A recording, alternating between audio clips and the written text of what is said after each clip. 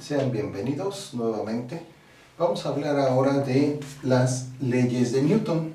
Las leyes de Newton tienen una importancia histórica porque fueron formuladas por Isaac Newton alrededor de 1687 en una obra titulada Principios Matemáticos de la Filosofía Natural.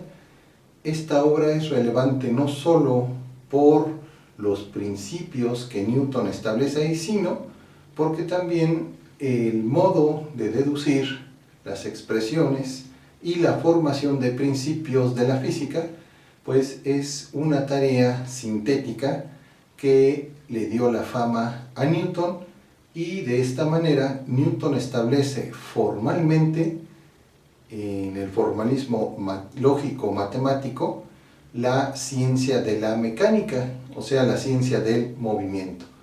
Por eso es relevante estudiar las leyes de Newton. Fundamentalmente son tres. La primera ley, que también se le conoce como principio de inercia o principio de la inercia. La segunda ley, que es formalmente la definición matemática del concepto fuerza.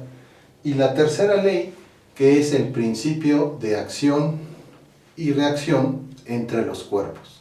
También se podría decir que es el principio que tiene que ver con las interacciones de los cuerpos, aunque en el contexto histórico en que surge la tercera ley de Newton no se consideraba aún el concepto de interacción. El concepto de interacción es posterior a Newton, porque Newton pensaba que la fuerza, tanto la terrestre como la fuerza de gravedad, era una acción a distancia. El concepto de acción a distancia ya ha sido abandonado por la mayoría de los físicos en la actualidad. Sin embargo, tiene una importancia histórica y pedagógica porque nos permite entender la génesis de estas leyes. Bien, entonces vamos a comenzar con la primera ley de Newton. El contexto de la primera ley, o también conocido como el principio de la inercia, fue toda una génesis en donde intervinieron diferentes pensadores, como el francés Pierre Gassendi, el francés René Descartes, Huygens, un matemático y físico holandés, el propio Galileo, etc. Bien, no vamos a hacer la génesis histórica, no vamos a explorarla, sino simplemente vamos a ver los resultados más relevantes que establecen este principio. Bueno, muchos investigadores, pensadores de aquella época, particularmente Galileo, se dieron cuenta de lo siguiente: que un cuerpo, cuando se le deja libremente y si no hay ningún obstáculo de por medio o causa, en el lenguaje de Galileo, entonces ese cuerpo va a seguir moviéndose o estando en reposo. De esa manera va a continuar en su mismo estado, para ser más correctos. Esto quiere decir que si ustedes tuvieran un cuerpo en movimiento y no hay ningún obstáculo que lo pare o que modifique su trayectoria, ese cuerpo en principio sigue indefinidamente moviéndose. Bien, ahora sabemos en la mecánica que existen diferentes fuerzas que hacen que no sea posible eso, como la fuerza de fricción, que va frenando poco a poco los cuerpos. Entonces, el principio de la inercia surge como una abstracción, es decir, tratar de eliminar todas aquellas fuentes que podrían alterar el movimiento de los cuerpos y decir, bueno, si nada de eso interviene o interfiere, el cuerpo continúa moviéndose o en reposo, es decir, continúa con su mismo estado. Allá por 1638, Galileo Galilei, en una obra conocida como Los Discorsi, más o menos dice que se puede suponer, para él con razón, que sea el que fuere el grado de velocidad que se le dé a un móvil, va a quedar por naturaleza indeleblemente impreso en él, siempre y cuando, según Galileo, no exista una causa externa que lo acelere o lo retarde. Es decir, con esta formulación, Galileo de alguna manera, se adelanta y establece lo que más adelante se va a conocer como el principio de la inercia. Entonces, Galileo nos habla de causas. Si no hay ninguna causa que modifique el movimiento de un cuerpo, el cuerpo sigue su marcha. Ahora, este planteamiento de Galileo que aparece en esta obra fue, digamos, matizado y de alguna forma corregido por Huygens, un holandés, Christian Huygens, autor de trabajos de mecánica y de óptica, el cual supuso que si el cuerpo en movimiento tiende a moverse, pero aquí es importante, en línea recta, con la misma velocidad, en cuanto no encuentre algún obstáculo, este va a seguir con la misma velocidad y con un movimiento rectilíneo. Es decir, Huygens nos habla de algo importante, que el principio de la inercia se cumple para cuerpos que se muevan con la misma velocidad y en línea recta. Entonces, estas son las dos formulaciones previas a la formulación de Newton. Newton, allá por 1687, establece sus principios matemáticos en su obra y da a conocer lo que se denomina, bueno, que ahora en la actualidad se reconoce como la primera ley de Newton. Él los propuso como postulados del movimiento. Entonces, para Newton, todo cuerpo persevera o se va a mantener, y aquí es importante la acotación, en su estado de reposo o de movimiento uniforme y rectilíneo, a no ser que sea obligado por fuerzas impresas a cambiar ese estado. Observemos que para Newton va a ser importante que el movimiento sea uniforme, diríamos ahora con la misma velocidad, pero que además se dé en línea recta, es decir, esto lo retoma de algún modo de Huygens. Y aquí lo más importante, Newton ya no va a hablar como Galileo de causas, no, él va a hablar de fuerzas. Fuerzas se encuentra contenida en la definición de la segunda ley de Newton. Entonces, esto quiere decir que si no hay fuerzas que se le interpongan a un cuerpo, este cuerpo va a seguir o en su estado de reposo o de movimiento rectilíneo y uniforme, es decir, con su misma velocidad. Pareciera un principio un poco artificial, pero bueno, la naturaleza nos da algunos ejemplos. El más sencillo de visualizar es el de la luz, que curiosamente, aunque se había estudiado en esa época, no se había precisado dos características que hacen que la luz sea un cuerpo, que la luz sea más bien una radiación que puede ajustarse con mucha exactitud al principio de la inercia o primera ley de Newton.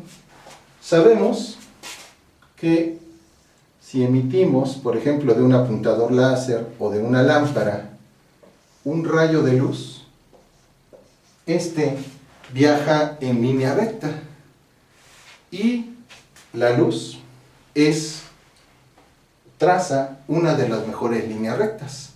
Hay muchísimas aplicaciones de los láseres, vamos a decirlo entre paréntesis, los famosos apuntadores láser, los alineadores láser que se usan en la construcción.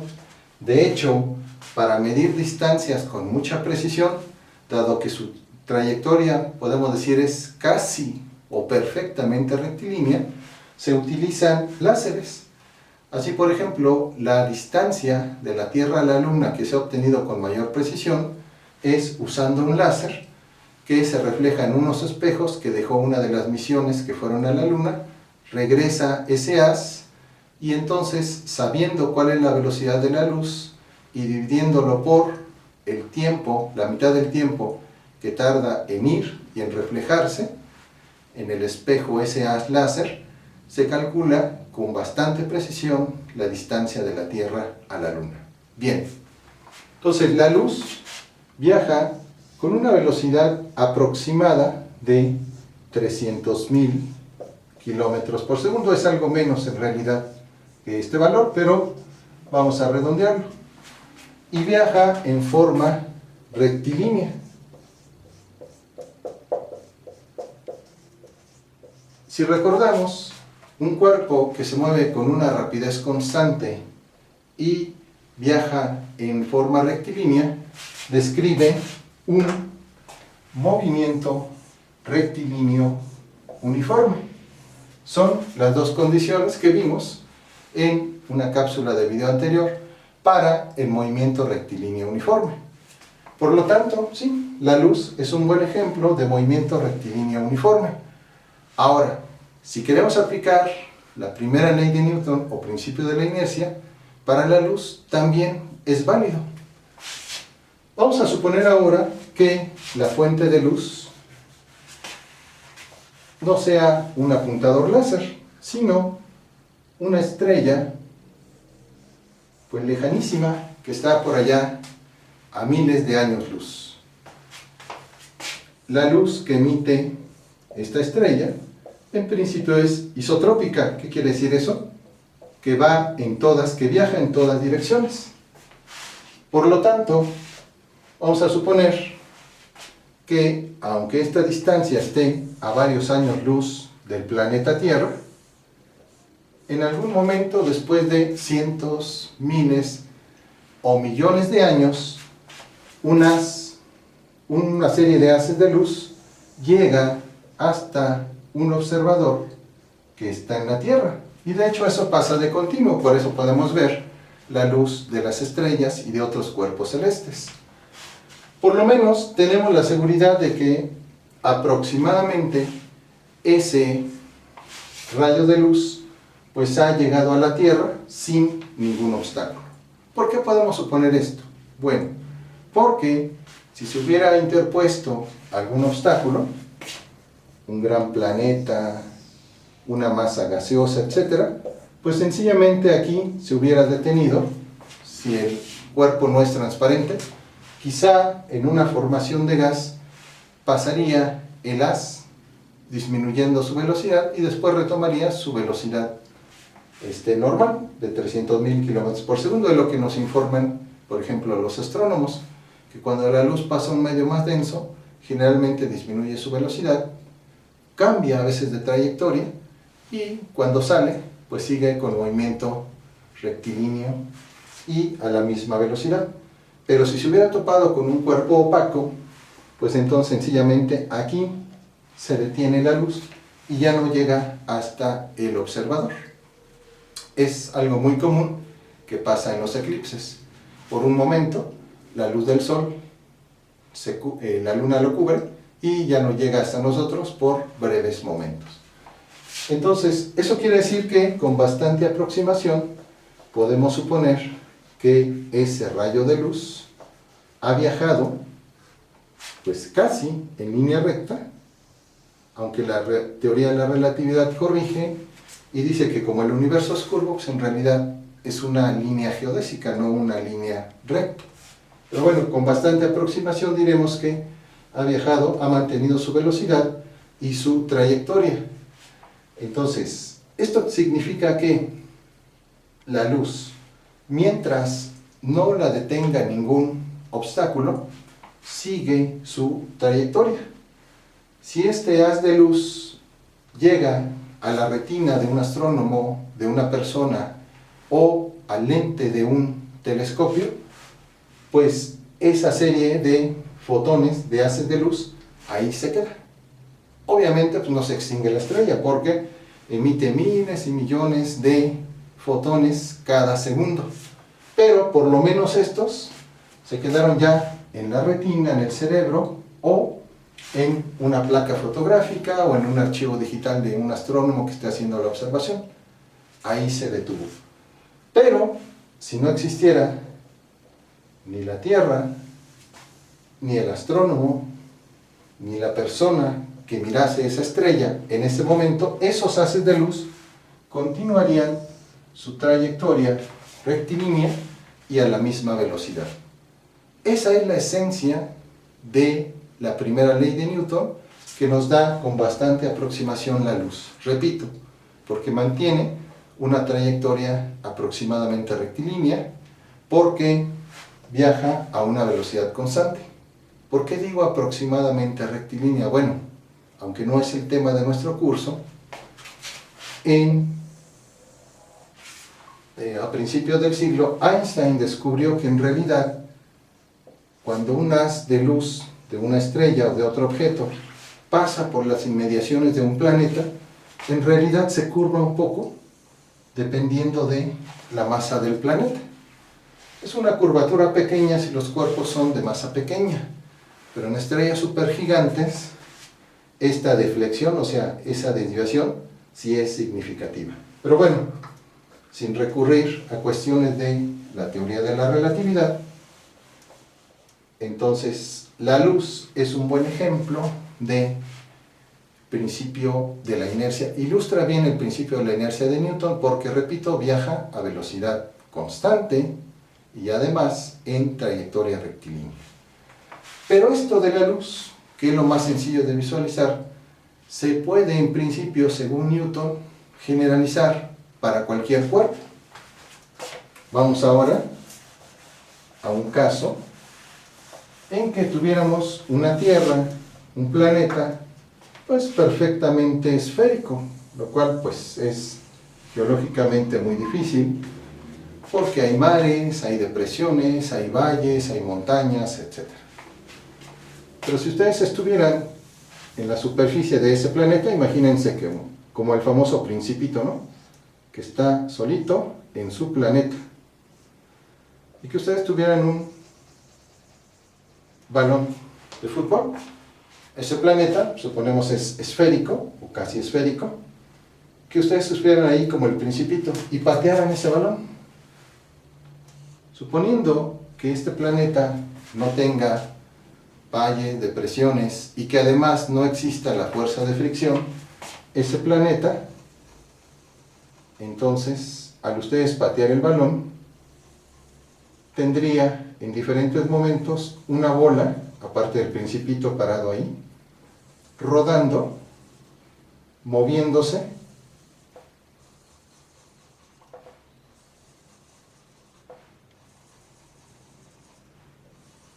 y, oh sorpresa, llegaría hasta ustedes o hasta el Principito.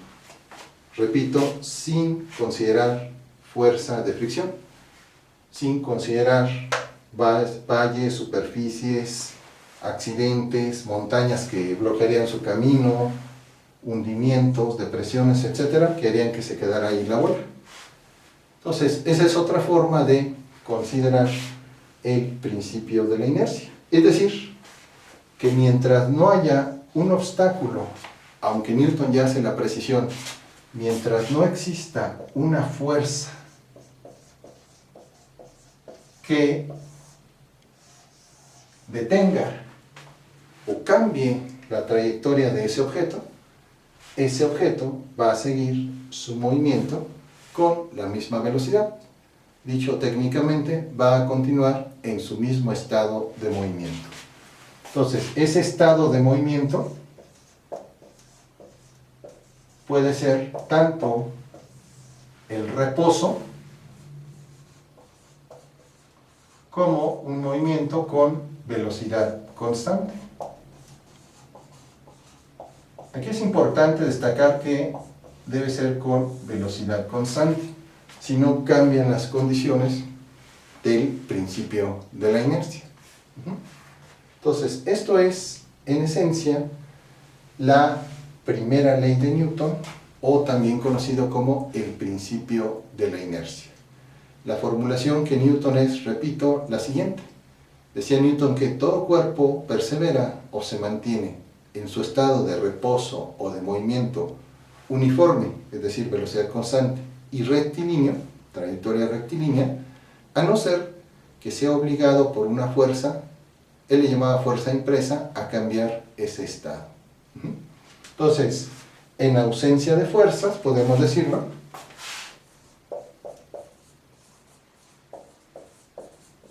de una o varias fuerzas, de fuerza o fuerzas, un cuerpo continúa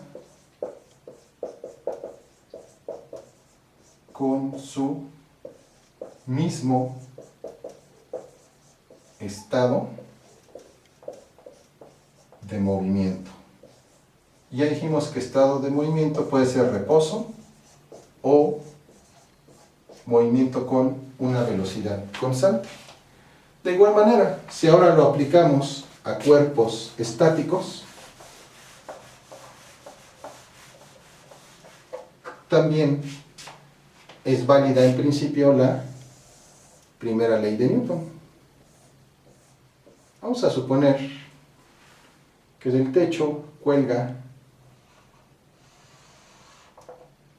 una bola, un péndulo, lo que ustedes quieran. ¿Y qué nos dice el principio de inercia? Está en reposo.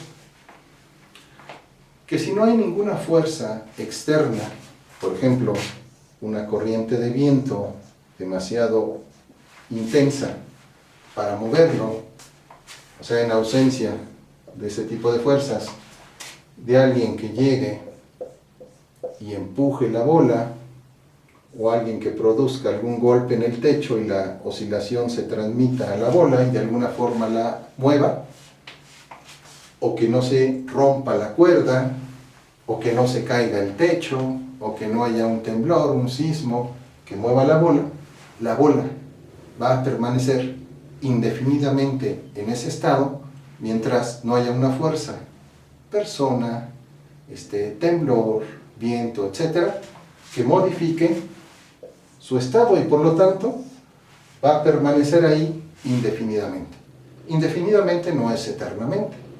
Indefinidamente quiere decir que si aparece una fuerza, puede aparecer a los 2 segundos, a los 20 años, a los 200 años, etc. Bueno, eso para una construcción ya sería difícil. Simplemente si ustedes a una construcción no le dan mantenimiento, pues a lo mejor se desprende el techo, se mueve el cordón donde está unida y se cae la bola. Pero en principio, en ausencia de todas esas fuerzas, la bola va a continuar en su mismo estado. Como la luz, si ustedes emiten un rayo de luz con un apuntador láser o una lámpara y no hay ni una pared, ni un espejo, ni una montaña, ni algo en el espacio exterior, si es que lo lanzan al espacio exterior, que lo detenga, que lo obstruya, entonces tengan la seguridad de que ese rayo de luz va a viajar en forma indefinida. Obviamente, pues en el espacio, aunque llegara a salir de la Tierra, cosa muy complicada en forma íntegra, quiero decir, pues se toparía con nubes de gas, con asteroides en algún momento. Esa es entonces la esencia de la primera ley de Newton. Bien, vamos a continuar entonces ahora con... Esta es una forma de ver las leyes de Newton sin profundizar en su génesis histórica. Vamos entonces ahora con la segunda ley de Newton.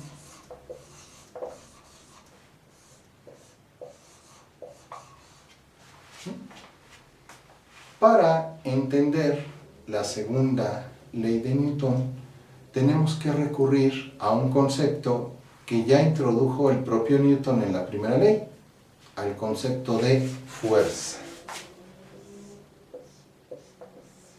Entonces, el concepto fuerza fue definido por el propio Newton. Nosotros intuitivamente a lo mejor tenemos una idea de fuerza que las más de las veces quizá no coincide con el formalismo de la física, es decir, con la definición que la física da a este término. Nosotros usamos fuerza en diferentes contextos, decimos erróneamente desde el punto de vista de la física, ahí aplicaste mucha fuerza, tengo poca fuerza en mi cuerpo, etc. En el lenguaje coloquial es válido esa expresión, pero recuerden que la física hace sus conceptos muy precisos y vía definiciones matemáticas. Bien. Antes de definir la fuerza, Newton estudió un concepto que otros autores como Descartes, Gassendi, etc., también ya habían estudiado, y es el concepto de ímpetu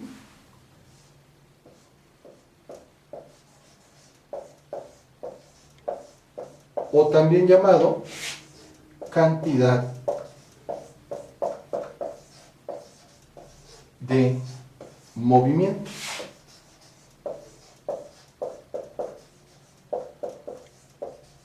Y esto se debe a lo siguiente. Cuando desde Aristóteles se trataba de explicar por qué se mueven los cuerpos, por qué en apariencia dejan de moverse, pues se recurrieron a diferentes especulaciones. La de Aristóteles era pues sumamente curiosa y de todos los autores que después lo siguieron. Vamos a suponer que ustedes tuvieran una bombarda, un pequeño cañoncito de aquella época, etc., y que dispararan un proyectil. En tiempo de Aristóteles e incluso en la Edad Media no se sabía cuál era la trayectoria exacta del proyectil. Ya con los estudios de Tartaglia, de Galileo, se supo que esa trayectoria es una parábola. Bueno, pero lo que aquí nos interesa es, para estos autores, el cuerpo se movía porque recibía un impulso.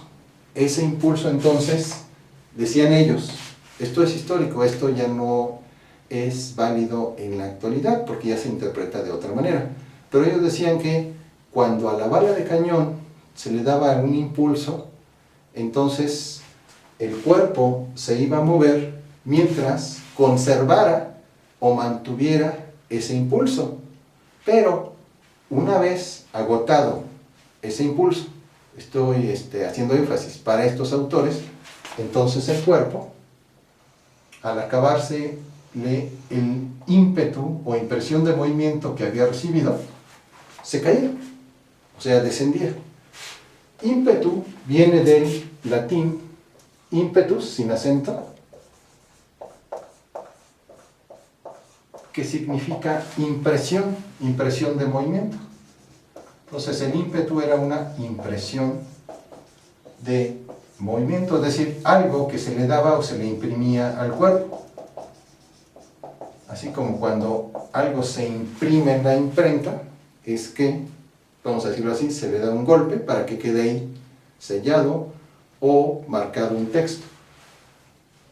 El nombre se le quedó, aunque les digo ya no es muy correcto, porque ya no se considera que los cuerpos se mueven porque se les imprima o se les meta algo, no. Es más bien ahora el concepto de interacción el que impera. Pero para entender por qué se le denomina ímpetu es precisamente por eso. Esta visión, aunque ya no es válida actualmente, quizá de niños o aún en las caricaturas, pues siguen siendo aristotélicas. ¿Por qué? Hay una caricatura muy famosa donde, no me va a salir. Bueno, había un correcaminos y alguien, un coyote persiguiendo.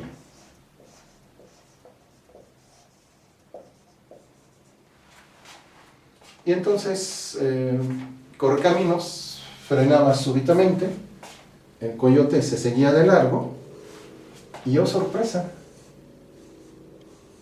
seguía su trayectoria rectilínea y hasta que se daba cuenta que ya no había piso, se caía y en forma vertical. Obviamente, pues eso es falso, porque el coyote, al acabarse el piso, describiría una trayectoria parabólica. Pero esto lo pongo como ejemplo porque ilustra la concepción que se tenía desde Aristóteles y en la Edad Media. Es decir, el coyote tenía un impulso, mientras no se le acabara ese impulso, iba a seguir caminando en línea recta a pesar de que ya se había acabado la superficie, se le acaba el impulso porque se da cuenta o por no sé qué razón y se cae. Bueno, esta era la concepción más o menos que tenían los autores hasta antes de Galileo. Posteriormente ya Galileo, Huygens, el propio Newton, corrigen esa visión y lo que nos dicen es que no, que aunque podamos conservar el nombre de ímpetu o impresión de movimiento, es mejor definirlo en términos matemáticos, ya no recurriendo a la especulación. Entonces, ¿cómo se define el ímpetu? El ímpetu es un vector y se representa con la letra P y es igual simplemente al producto de dos cantidades, la masa y la velocidad del cuerpo. Entonces, ímpetu o cantidad de movimiento se representa con la letra P. M es la masa del cuerpo y V es su velocidad.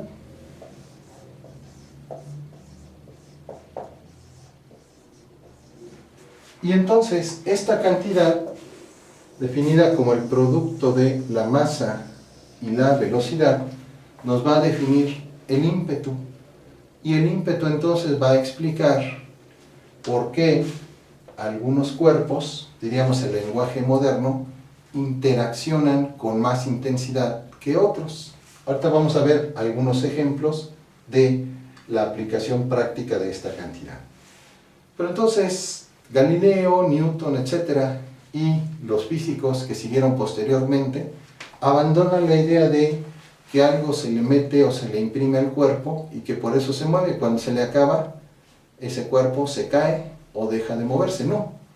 Se va a explicar entonces con una medida de qué tan intensa es esa interacción para que el cuerpo detenga un determinado movimiento. Y esa medida, digamos, de la interacción de los cuerpos va a ser el producto de la masa por la velocidad. Vamos a ver entonces algunos ejemplos de aplicación cualitativa práctica que nos van a indicar cuando un cuerpo va a adquirir mucho ímpetu y cuando tiene mucho ímpetu, pues va a ser capaz de transmitir este ímpetu a otros cuerpos. El ejemplo más clásico, aunque no el único, para entender la física del ímpetu es el billar.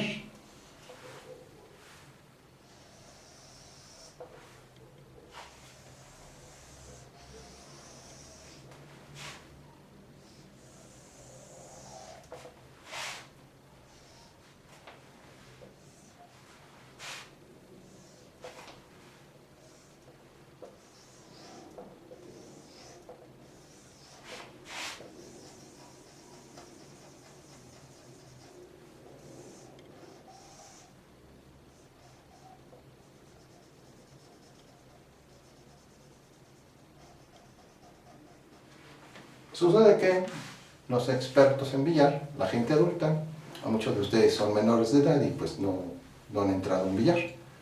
Bueno, la gente adulta que le gusta jugar billar sabe, si no desde el punto de vista de la física, sabe por la mecánica del juego, por las veces que lo ha hecho, etcétera, que si quiere colocar, por ejemplo, una o dos bolas en las respectivas buchacas, pues tiene que dar con el taco un golpe muy intenso. Porque si lo da muy suave, pues sencillamente la bola apenas se va a mover. Ese es más bien cuando ya la bola está cerca de la buchaca, golpes poco intensos para que sencillamente ocupe su lugar la bola en la buchaca. Pero si se quiere hacer jugada de tres bandas, entonces tiene que ser muy intenso para que ya sea que esa bola esté libre o golpee a otras, esas bolas tengan la posibilidad de rebotar en la superficie y a su vez, una vez que han rebotado, cambiar dirección y eventualmente ir a una o varias buchacas. Es más fácil decirlo que hacerlo. Los maestros del billar pues tienen que calcular, por lo menos intuitivamente, la dirección, la velocidad y además el sentido. Ellos intuitivamente aplican la teoría de vectores. Y entonces aquí se está mostrando esta propiedad, el ímpetu. La bola tiene una masa fija. Entonces, el único parámetro, aparte de la dirección y el sentido del golpe, que puede uno manejar para tener diferentes efectos en la bola es la velocidad. Y por lo tanto, el ímpetu, definido como el producto de la masa por la velocidad, nos va a decir qué tanto puede interaccionar una bola con las demás. Si la bola, que es de masa fija, repito, tiene poca velocidad, es poco probable que golpee con intensidad a las otras y que se hagan muchos cambios de dirección. Si la bola tiene una alta velocidad, entonces entre más grande sea su velocidad, mayor puede ser su interacción con el resto de las bolas o con la mesa de billar. Por lo tanto, el ímpetu va a ser una cantidad que de alguna forma nos va a permitir medir, en el caso del billar, la interacción de la bola con el resto de las bolas o con la misma mesa de billar. Repito, es más fácil decir todo esto que hacerlo, pero en el contexto en que nos interesa va a ser importante la cantidad de movimiento o ímpetu que tenga cada bola, porque eso nos va a permitir una mayor interacción. A mayor velocidad, si hay varias bolas, la bola puede interaccionar de mejor manera con la mayoría o por lo menos con una o dos bolas.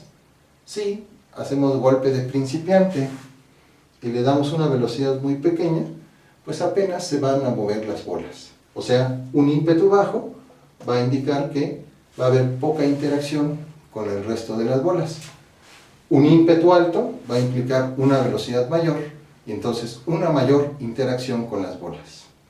De esta manera, el ímpetu nos ayuda en la física del billar a saber qué tan intensa o qué tan débil va a ser la interacción de una bola golpeada por un taco con el resto de las bolas.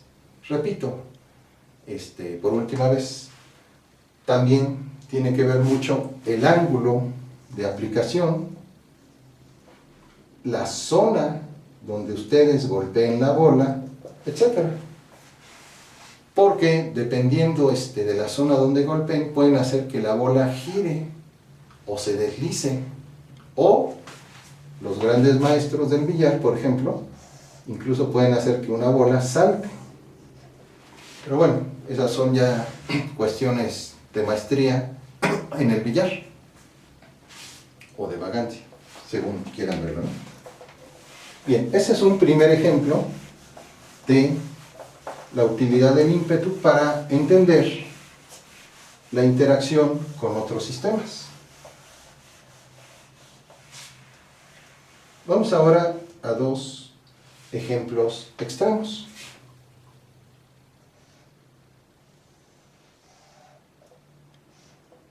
Una bala, por ejemplo, es un proyectil que tiene una cabeza de plomo, un cuerpo de hojalata, donde va pólvora, y entonces cuando es disparada por la pistola, cae el casquillo, y lo que sigue es el plomo.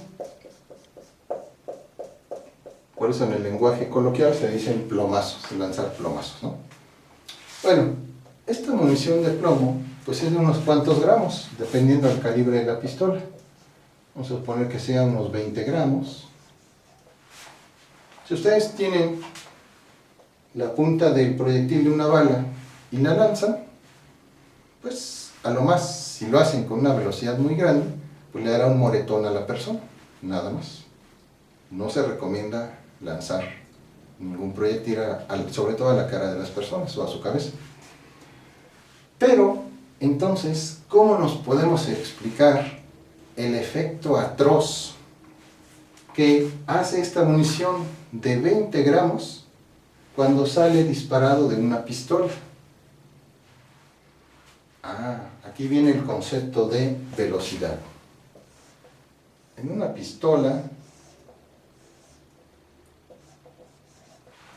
depende mucho también del calibre, este proyectil o bala puede salir con velocidades que van de los 500 a los 800 kilómetros por hora. Y si es un rifle más, porque el tubo del rifle acelera, es decir, hace que aumente la velocidad del proyectil antes de salir por la boca del cañón. Entonces, a esta gran velocidad, 500, vamos a dejarlo así, en 500 u 800 kilómetros por hora, pues la munición se convierte en algo letal, porque, según la definición que vimos, el ímpetu, al ser el producto de la masa por la velocidad, aunque la masa sea muy pequeña, de unos cuantos gramos, la velocidad es enorme, y por eso pues, una bala puede penetrar madera, puede romper un tablón, puede herir a una persona, etc. Es entonces debido a su velocidad. Y entonces, ¿qué cantidad física nos explica por qué la bala disparada de un cañón interacciona con otros cuerpos con bastante intensidad? Pues lo explica el concepto de ímpetu. Multiplicando su masa por su velocidad es un ímpetu grande. Y entonces un ímpetu grande, como en el caso de las bolas de billar, indica que puede interaccionar con otros cuerpos de manera más intensa. Repito, si ustedes toman este proyectil y simplemente lo lanzan, esta munición de 20 gramos, y la lanzan pues a 2 metros sobre segundo, y le cae a una persona, pues a lo mejor nada más le hacen un chipotito o una molestia. Pero, jamás recomendado, si lo hicieran no contra una persona, contra algún obstáculo, pues a lo mejor lo rompe esa madera, por su tremenda velocidad. Entonces, el ímpetu es útil para explicar qué tan intensa es la interacción de un cuerpo con otro. Entre más ímpetu tenga, la interacción va a ser mayor. Entre menos ímpetu tenga, pues la interacción va a ser más débil. Bien, vamos con otro ejemplo de ímpetu.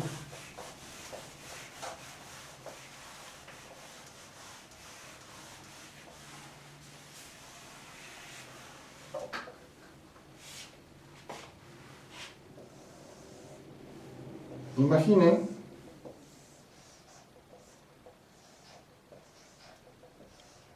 y usen mucha imaginación para figurarse que es un tráiler de doble semirremolque,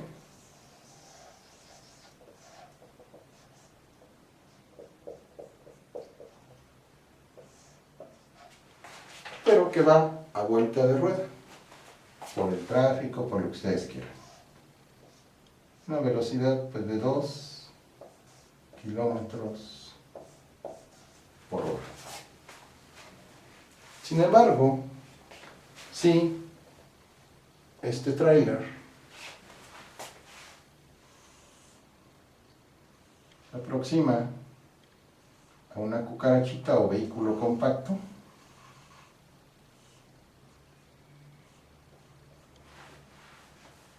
aquí lo va conduciendo alguien, aquí vamos a suponer que no hay nadie, quitamos a la persona que está ahí,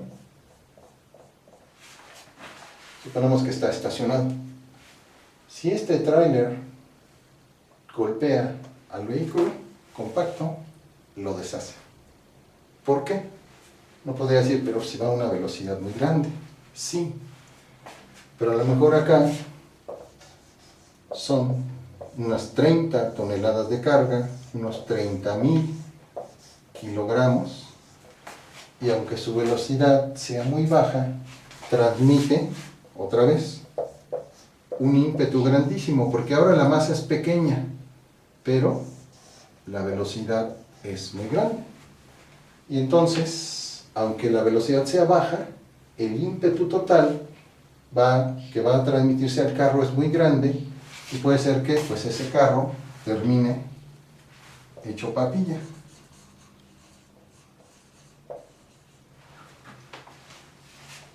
Y otra vez, es el ímpetu el que nos explica que aunque ahora la velocidad sea muy baja, aquí es al revés, pero aunque la velocidad sea muy baja, la masa es enorme. Y entonces las 30 toneladas por una velocidad muy baja va a dar un ímpetu grandísimo. Y por lo tanto, otra vez, el tráiler va a interaccionar de manera muy intensa con el vehículo debido a su gran masa, que le da un gran ímpetu. Entonces, el ímpetu va a ser una forma de medir qué tan intensa es la interacción de un cuerpo con otros. Y por eso en la física es relevante estudiar el concepto de ímpetu. Entonces, una masa enorme y una velocidad pequeña también pueden hacer un ímpetu muy grande, a diferencia de si la masa del vehículo fuera similar a la del carro, entonces tendría un ímpetu menor. Por eso en choque de vehículos de casi la misma masa y misma velocidad, pues el daño se reparte o es minúsculo. Pero cuando uno de ellos tiene una gran masa y una gran velocidad, pues se ve el efecto catastrófico. En los vehículos también puede ocurrir lo contrario, vehículos de masas similares, pero uno de ellos que venga a mayor velocidad le transfiere mayor ímpetu al otro y por eso en el otro quedan mayormente marcadas las consecuencias del choque. Bien. Finalmente, vamos a establecer lo que Newton supuso para formular la segunda ley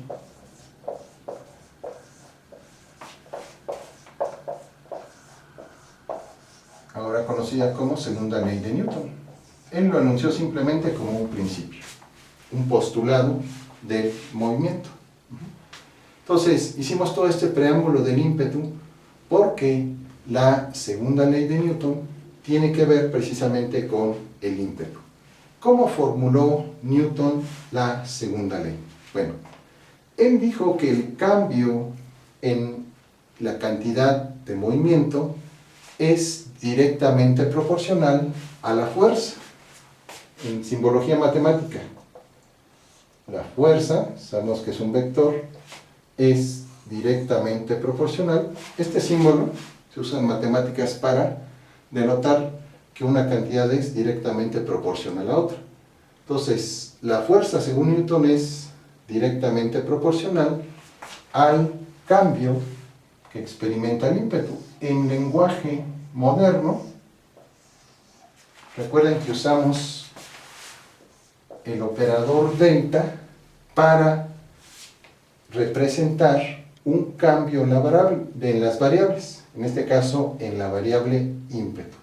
Entonces, repito, la fuerza, según Newton, es directamente proporcional al cambio que experimenta el ímpetu, y añade algo más, y ese cambio se da en forma rectilínea, o Newton lo maneja como a lo largo de una recta.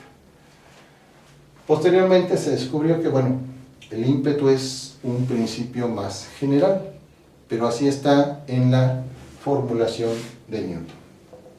Bien, entonces, ¿quién es el cambio en el ímpetu? Pues es lo que ya sabemos en cuanto a operador delta. Delta de x, por ejemplo, lo definimos como posición final menos posición inicial.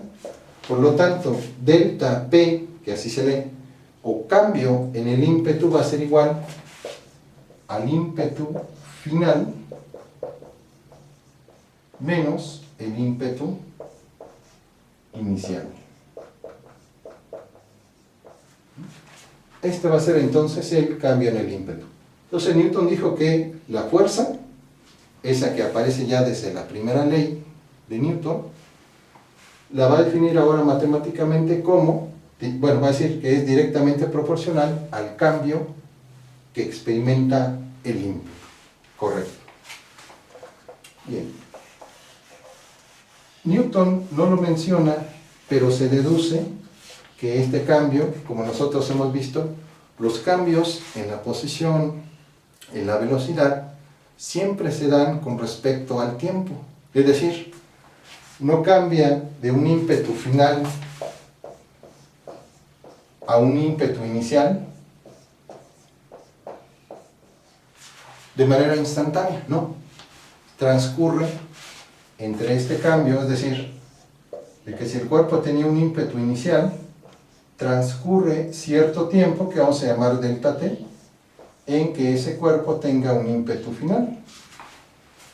Si una bola tenía determinado ímpetu, al golpearla con el taco, choca, y posterior a ese choque, su ímpetu disminuye o aumenta según el caso, es decir, cambia. Ese cambio se da en un determinado tiempo, no es instantáneo, no es en un tiempo cero, no.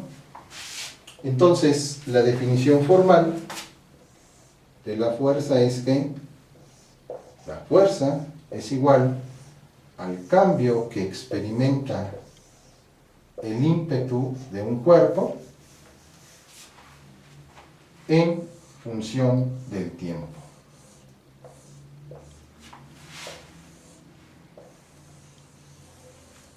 Como se lee, fuerza F es igual a delta P entre delta T. Cambio en el ímpetu entre cambio en el tiempo. Vamos a escribirlo para que no se nos olvide. Entonces, la fuerza se define como el cambio en el ímpetu entre el cambio en el tiempo, o a este le hemos denominado intervalo de tiempo.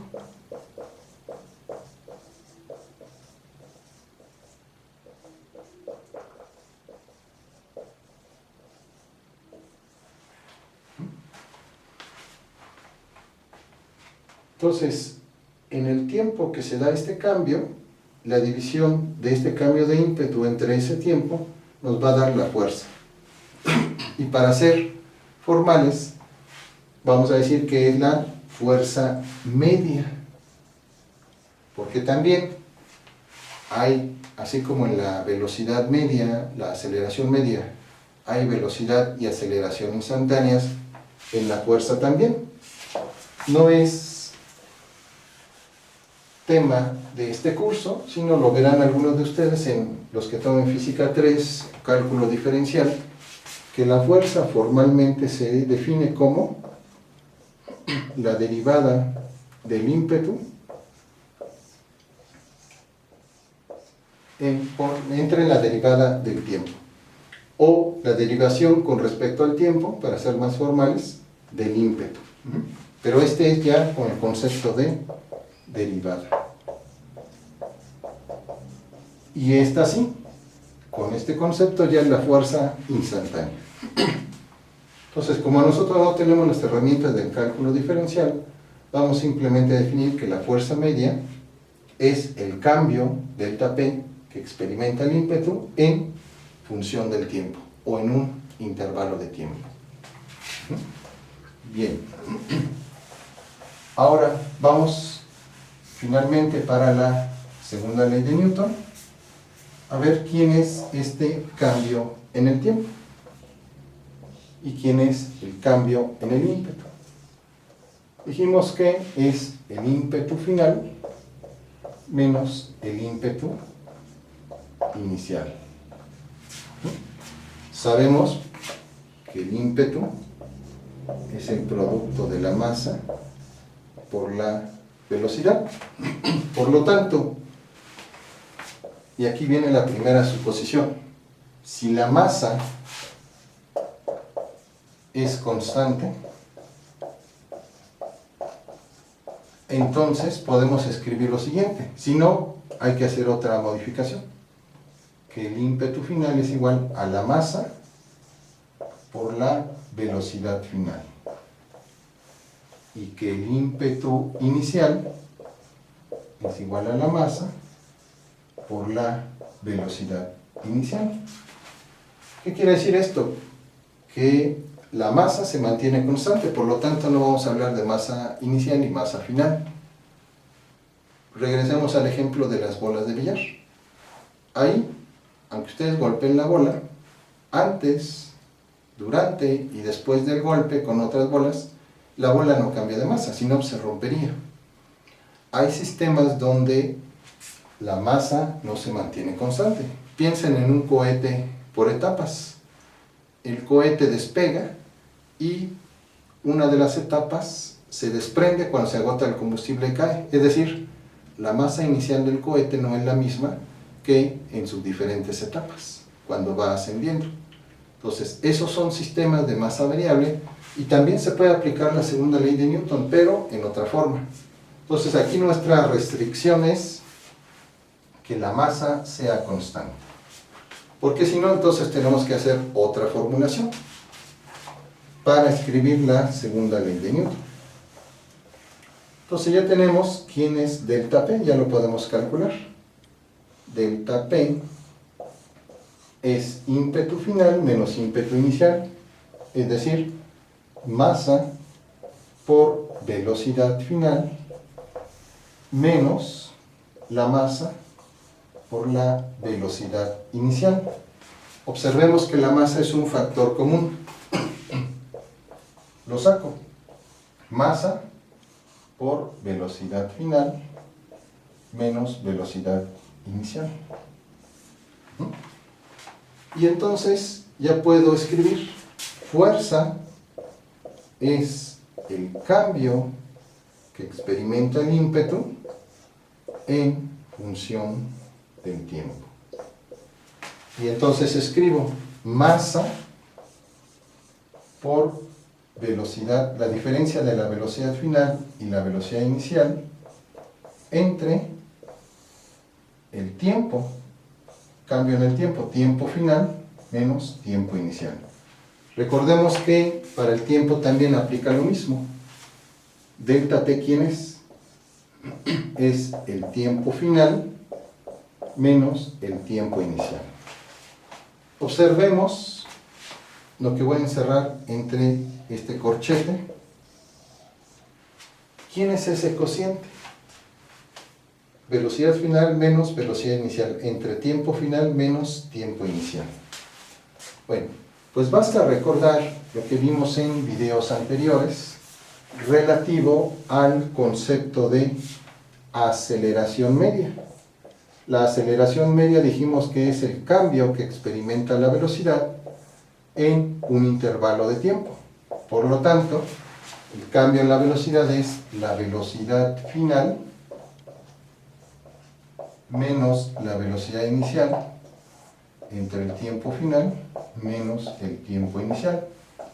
Esta expresión que corresponde a la aceleración media es la que está encerrada en este corchete de color negro. Por lo tanto, velocidad final menos velocidad inicial entre tiempo final menos tiempo inicial es la aceleración media. Y entonces puedo escribir que la fuerza, cuando la masa es constante, es igual a m, la masa, por la aceleración. Y entonces tenemos una forma en que se formula la segunda ley de Newton cuando la masa es constante. Entonces, si la masa es constante, la segunda ley de Newton para la fuerza media se escribe así. La fuerza media es igual a la masa por la aceleración. Recordemos, M es masa, A minúscula es la aceleración. Y obviamente F es la fuerza. A veces en muchos textos vemos que se toma fuerza igual a masa por aceleración como la segunda ley de Newton. Es correcto parcialmente, porque hicimos la precisión de que la masa sea constante. Si la masa no es constante, entonces escribimos la segunda ley de Newton de manera general. Entonces, este es un caso particular. Para el caso general,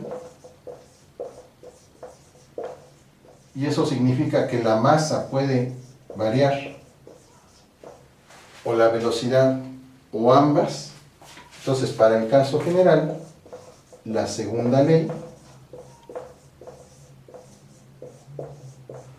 de Newton se escribe así: fuerza media es igual al cambio en el ímpetu entre el intervalo de tiempo.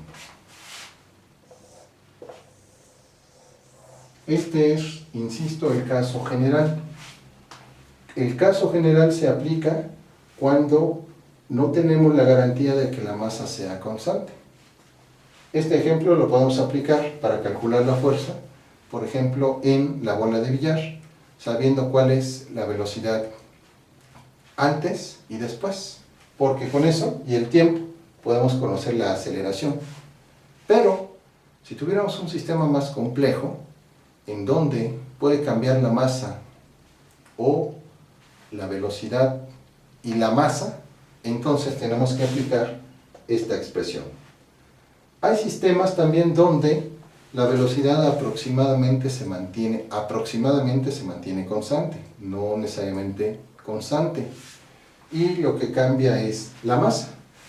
Piensen en un globo que inflan, tiene una determinada masa, lo sueltan, el globo se va, por lo menos en una parte de su trayectoria la velocidad no aumenta demasiado, podemos considerar una velocidad constante, pero lo que sí va disminuyendo es la masa. Entonces ahí, para encontrar la fuerza no podemos usar esta expresión porque la masa cambia, tenemos que usar esta. Cambio del ímpetu tiene que considerar el cambio en la masa. Pero hay sistemas todavía más complejos donde cambia tanto la masa como la velocidad. Ya lo ejemplificamos anteriormente. Un cohete. Un cohete tiene una masa inicial de varias toneladas. Despega, asciende y en determinado momento libera una de sus etapas, esa cae. El cohete ya perdió masa, la masa que llevaba en este contenedor y su respectivo combustible. Sigue el cohete entonces una determinada trayectoria, vuelve a perder otra etapa y entonces su velocidad también va cambiando. De hecho, se hace un sistema en los cohetes por etapas para que con cada etapa pierde masa y gana velocidad, pierde más masa, otra etapa y gana velocidad. Es más o menos el ejemplo de cuando ustedes de niños se subían a un carrito con dos personas. El carrito pues, podía ir en una pendiente hacia abajo. Si ustedes eran lo bastante traviesos, iban de copilotos, a lo mejor saltaban. Y entonces cuando el sistema pierde masa, el carrito se aceleraba endemoniadamente y a lo mejor el compañero se iba a estrellar o perdía el control del carrito. Entonces, en sistemas más complejos donde cambia la masa y la velocidad, debemos usar la segunda ley de Newton en forma general. Bien, finalmente, en este video, ya con el concepto de masa y de velocidad, además del de fuerza, ya podemos entender entonces un poco más cuál es la esencia de la tercera ley de Newton, la cual se conoce como principio de acción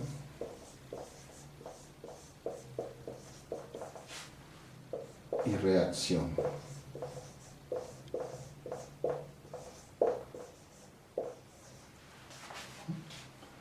Entonces, lo primero que debemos entender es que en el contexto histórico donde formuló Newton su tercera ley, eran muy comunes los términos de acción y reacción. Ya comentamos al principio de esta cápsula y durante el desarrollo sobre todo de la segunda ley, que ahora más bien usamos el de interacción, pero vamos a ampliar estos términos porque didácticamente son todavía adecuados para entender en una primera aproximación la tercera ley de Newton. ¿Cómo formuló Newton esta tercera ley? Pues la formuló en la misma obra, en los Principia de 1687. Y más o menos palabras más, palabras menos, Newton lo formuló así. Él dijo que con toda acción ocurre siempre una reacción igual y contraria. Y lo explica de la siguiente manera, es decir, las acciones mutuas de dos cuerpos siempre son iguales y dirigidas en direcciones opuestas.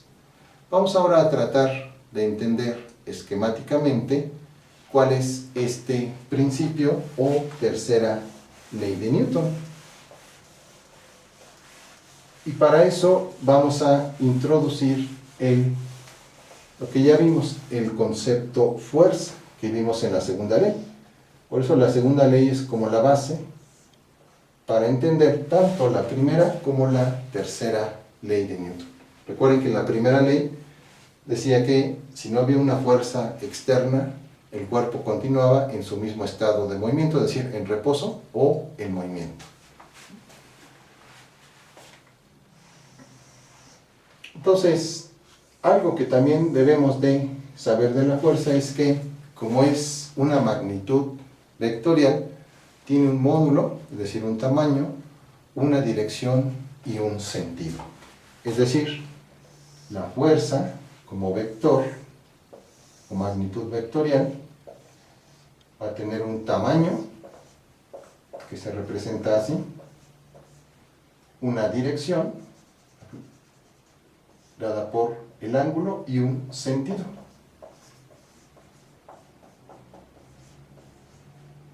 Por eso fue importante hacer en la primera unidad la distinción entre magnitudes escalares y vectoriales. Este segmento es el módulo o tamaño de esa fuerza. Por lo tanto, vamos a suponer que nosotros tenemos aquí una caja que deseamos empujar. Desde el punto de vista de la física, cuando nosotros aplicamos una fuerza, esquemáticamente la podemos representar así, como una flecha que se da en una dirección. Y por las propiedades de los vectores, podemos decir que la fuerza nos está indicando que esta caja va a ser o intenta ser desplazada en esa dirección. Ahora bien, todo el que ha tratado de empujar una caja se ha dado cuenta de dos cosas. Si la masa de esa caja es muy grande, pues vamos a hacer un gran esfuerzo para moverla, aunque sea unos centímetros. Pero también influye mucho la superficie, porque hay superficies que son más lisas y es un poco más fácil mover una caja que sobre una superficie rugosa. Por lo tanto, entonces, ¿qué es lo que nos dice la tercera ley de Newton? Cuando ustedes apliquen una fuerza, esta fuerza la podemos considerar como una acción, el cuerpo o sistema sobre el que lo apliquen va a reaccionar.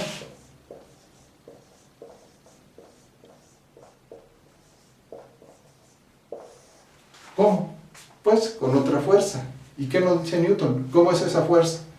Pues nos dice que va a ser de la misma magnitud, pero en dirección contraria. Es decir, si ustedes aplican esta fuerza en esta dirección, la caja les va a responder con una fuerza de la misma magnitud, pero de sentido contrario. Es decir, con signo negativo. Es decir, si ustedes empujan hacia allá, la caja va a reaccionar con una fuerza hacia acá. Si la fuerza es suficiente, entonces la caja se va a mover, pero la misma caja siempre va a estar respondiendo con esa fuerza. Ahora, uno se dirá, bueno, ¿y por qué negativo? Y de todos modos, aunque se mueva, ¿por qué la caja me está respondiendo con esa fuerza? Bueno, intuitivamente lo podemos experimentar porque en el transcurso de aplicar la fuerza, y aunque podamos mover la caja, uno podría decir, bueno, entonces ya la caja como se movió, ya no me responde con ninguna fuerza contraria, ¿no? Si así fuera, entonces ya no tendríamos que hacer ningún esfuerzo y la caja se movería sola. Mientras tengamos que hacer un esfuerzo, es que hay una fuerza que se está oponiendo a nosotros. A veces esa fuerza es tan pequeña, una caja ligera, que prácticamente nosotros parece que no nos presenta resistencia, pero no es así. Entonces, esta es la acción y esta es la reacción. Entonces, la fuerza de acción,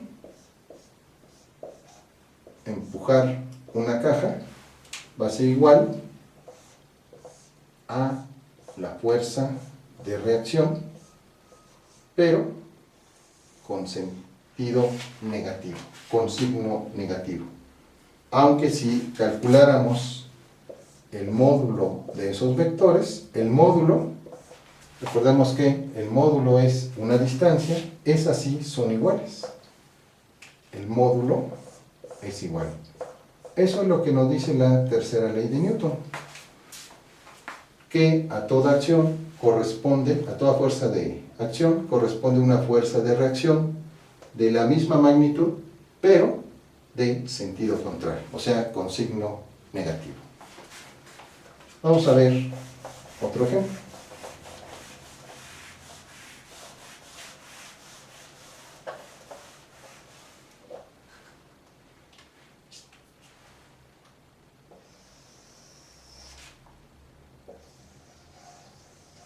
Pongan que tienen ahí una bola metálica en reposo instalada sobre una mesa. Entonces, uno aparentemente podría suponer que ahí no hay ninguna fuerza, pero no, sí las hay. Vamos por simplicidad a considerar solamente la fuerza de gravedad. Hay otras fuerzas, por ejemplo la fricción. Si no hubiera fricción, pues la bola se podría deslizar. Entonces, la fuerza de gravedad, desde la época de Newton,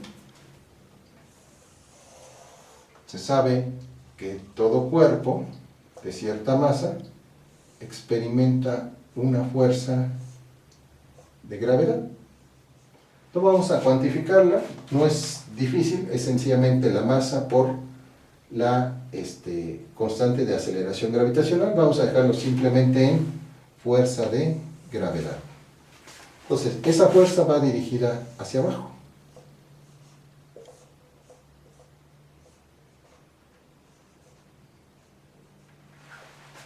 Ahora, ¿qué nos dice la tercera ley de Newton? Que la mesa debe responder con una fuerza igual, pero en la dirección contraria. Es decir, la fuerza de gravedad es la fuerza de acción. Y entonces la mesa va a responder con una fuerza, vamos a llamarle fuerza de reacción. Esa fuerza de reacción, ¿a qué va a ser igual? A la fuerza, la misma fuerza de gravedad, pero en sentido contrario, es decir, con signo negativo. Esto significa entonces que para que la bola esté en reposo, la mesa también tiene que responderle con la misma fuerza. Uno podría decir, pero ¿por qué? Si la bola está ahí muy quieta y nada más la fuerza de gravedad actúa. Pensémoslo así. Si la mesa no le respondiera a la bola con la misma fuerza, entonces la bola caería. Hagan de cuenta que se rompe la mesa. O sea, no tendría una resistencia y entonces se colapsaría. Lo que sucede, por ejemplo, con las estructuras, cuando la resistencia de los materiales ya es muy baja, entonces cualquier peso hace que se colapse la estructura y entonces actúa de inmediato la fuerza de gravedad. Quiere entonces esto decir que cualquier estructura, una azotea, una lámina que ustedes pongan, al menos debe garantizar que el peso que ustedes coloquen, 1 tonelada, 2 toneladas, un tinaco de agua, etc., sea capaz de tener una fuerza de reacción igual al negativo del peso que ustedes coloquen.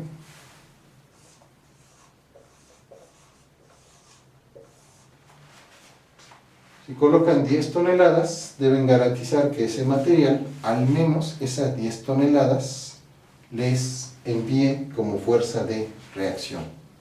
Ese es, por ejemplo, el gran peligro de las estructuras mal hechas. Se diseñan para un determinado peso y por circunstancias, por falta de mantenimiento, etc., la resistencia del material puede ser menor o va cambiando con el tiempo y entonces eventualmente se colapsa la estructura. Aunque una estructura originalmente está calculada para cierto peso, si ustedes no le dan mantenimiento a esa azotea, a esa construcción, etc., eventualmente disminuye la resistencia del material, se oxida la varilla, se descarapela el concreto, etc., y entonces, aunque haya sido calculada para un determinado peso, puede sufrir un colapso. Entonces, todos los que se vayan a dedicar a la ingeniería civil tienen que considerar esto. Bien, y finalmente uno podría pensar, bueno, pero como que esa fuerza parece que sale mágicamente, y no es así. Si yo, por ejemplo, golpeo el pizarrón, llevo una determinada masa en la mano, una determinada velocidad, y como lo hice en un tiempo determinado, tengo la garantía de que entonces lo golpeé con cierta fuerza, la fuerza de la masa de mi mano y la aceleración de mi mano. ¿Dónde está la fuerza? ¿Dónde puedo visualizar o registrar la fuerza con la que me responde el pizarrón? Pues en la intensidad del golpe que recibo. Si el pizarrón no me respondiera con ninguna fuerza, júrenlo que yo podría acelerar mi mano, darle con la intensidad que yo quisiera y mis huesos no experimentarían ningún dolor. Pero cuando lo hago con una velocidad enorme, pues lo voy a sentir en mi mano, en los huesos, en los nudillos, etc. Porque el pizarrón me está devolviendo la misma fuerza que yo le apliqué. Esto es, por ejemplo, también lo que tienen muy en cuenta los deportistas, luchadores, artes marcialistas, etc. Que ellos pueden aprovechar la fuerza del oponente, cambiarle la dirección y dañar o neutralizar al oponente con su misma fuerza. Bien, entonces, finalmente vamos a hacer un resumen de las 3 leyes de Newton que estuvimos viendo en esta cápsula de video. Primera ley de Newton, también denominada principio de la inercia. En la formulación de Newton es que todo cuerpo se mantiene en su estado de reposo o de movimiento uniforme, velocidad constante y rectilíneo, o sea, en línea recta, a no ser que exista una fuerza que lo obligue a cambiar su estado. Si no hay fuerzas, el cuerpo se mantiene o en reposo o con su misma velocidad constante y su movimiento rectilíneo. Segunda ley de Newton, la fuerza es directamente proporcional al cambio que experimenta el ímpetu en función del tiempo. Caso general. Caso particular en que la masa se mantiene constante en los sistemas, la fuerza es simplemente el producto de la masa por la aceleración. Finalmente, lo que acabamos de ver, tercera ley de Newton. La tercera ley de Newton, también denominada principio de acción y de reacción, nos dice lo siguiente, que con toda acción ocurre una reacción igual y contraria, es decir, según Newton, que las acciones mutuas de dos cuerpos siempre son iguales y dirigidas en direcciones opuestas.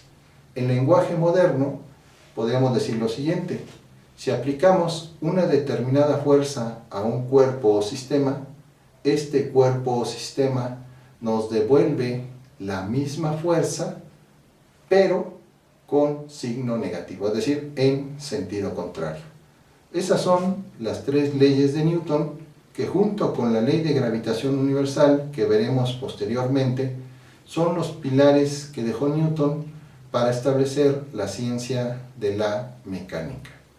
Posteriormente vamos a ver algunas de las aplicaciones, principalmente de la segunda ley de Newton, en sistemas donde la masa se mantiene constante.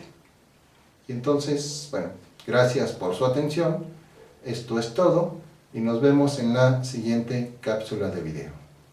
Hasta pronto.